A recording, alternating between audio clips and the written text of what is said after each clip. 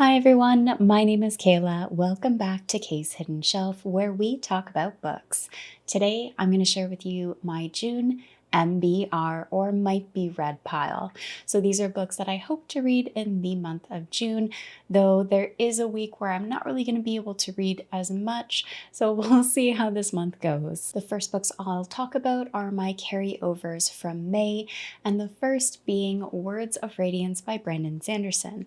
I did start this and I am actually going to try using the audiobook for it as well. The reason I say try is because I believe Michael Kramer is his name for the narrator of these audiobooks. I often have a hard time with, and I know there are big fans of this narrator. I just find that his voice and narration to be a bit too monotone, and my mind just kind of tunes it out after a while. So I'm going to give it a try. We'll see how it goes.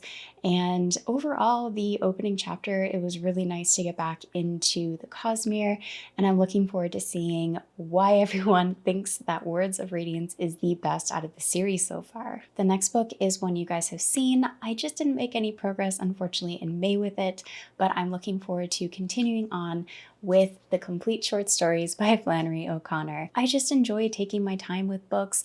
I don't like rushing through them because then it just doesn't feel like an experience. It feels like goals and page counts and tracking. So I'm really looking forward to getting back to this. What kind of stopped me in May was the stories can take just a denser tone, and I think that just put me off a little bit. I needed some more lighthearted stuff in the month of May, and so yeah, I'm looking forward to getting back into this one. The next carryover is a buddy read that was planned over the course of a few months, and that is The Tale of Genji by Murasaki Shikibu.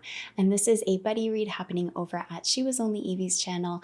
I'll leave a link in the description below where you can find that, as well as a link to the explanations of the different translations and a guide to help you figure out, if you would like to join us, which translation might be best for you. This is a Japanese classic written in the 11th century, I believe.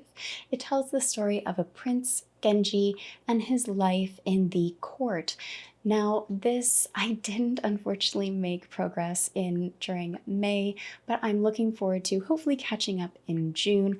I just got too distracted in May, and I'm hoping that June will be much better for this, and I believe I have July as well. So lots of time to catch up, and I'm looking forward to seeing how this translation goes. The next book I'll be reading is The Swordmans Lament by G.M. White. This is a self-published short book around 230 pages, I believe, and book one in the Royal Champion series. The premise for this is that a prince has been murdered, and a legendary swordsman, Blesko, I believe is the character's name, has been accused. His options are to find the real killer or face death himself. From what I've heard, this is a swashbuckling-esque story. Some people have compared it to the Three Musketeers or Zorro, for example. So I'm really curious to see how those themes fit in with the story and in a fantasy world. So I'm really excited to see what this story is about, and because it is short, it'll be a nice palate cleanser between some of the chunkier books. The next book I am planning to read is A Man Named Baskerville by Jim Nelson. This is a self-published book, just under 300 pages, and was kindly sent to me from the author in exchange for an honest review. Now, this caught my attention because it is a Sherlock Holmes retelling, but from the villain's perspective, and sounds like the story is going to be told from the villain's journal. So I'm not quite sure what the writing style is going to be like, what method of storytelling is going to take place for this, but I've loved Sherlock Holmes for about as long as I can recall. The stories, the characters, and being able to have a retelling but from a different perspective really piqued my interest. So I'm looking forward to reading this and just getting to see how Jim Nelson takes the story in a different perspective. Next is another buddy read with Kate over at the Literary Apothecary, and that is The Holy Grail War by Armanis R. Fenial. I am so sorry if I'm saying that wrong, but this is another self-published book at around 420 pages.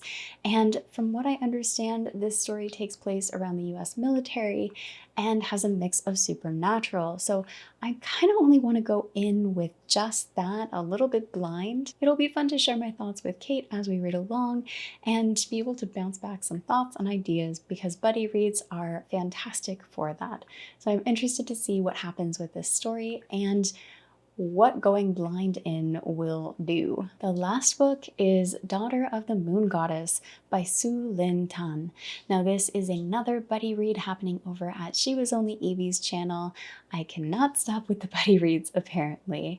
The cover of this book though, I have to say, is absolutely beautiful. Even the UK cover, they are just beautiful. I love what they did with these covers. This is book 1 in a duology and is a debut novel by this author. It was inspired by a Chinese legend surrounding a moon goddess and follows the story of a daughter as she sets out to free her mother. I've heard good things about this, and for this one in particular, I might try the audiobook. Just the way the art style is and the things that I've heard, it sounds like the audiobook might be a nice place to read this and just experience the story. Like I said, I'm not sure if I'm going to be able to get to all of these. I do hope that I will, and we'll see how the month goes. But I hope you guys enjoyed. I'd love to hear what you're all planning to read in June. Leave your comments down below, and as always, thank you for watching and take care of yourselves.